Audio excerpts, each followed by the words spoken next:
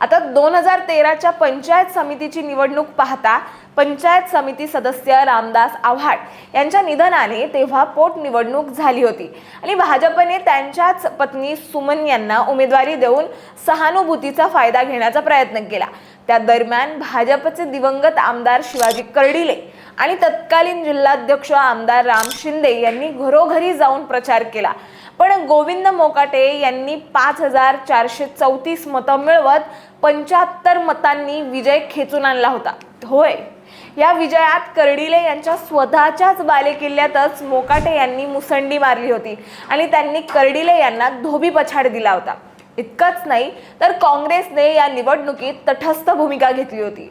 पुढे 2017ची जिल्हा परिषद निवडणूक पाहता मोकाटे यांची मुलगी भाग्यश्री मोकाटे यांनी 2017 मध्ये जिल्हा परिषदेच्या जेऊर गटातून शिवसेनेच्या तिकिटावर विजय मिळवला होता आणि इथेही भाजपचे दिवंगत आमदार शिवाजी कर्डिले यांच्याच बालेकिल्ल्यात खिंडार पडण्यात मोकाटे यशस्वी ठरले होते।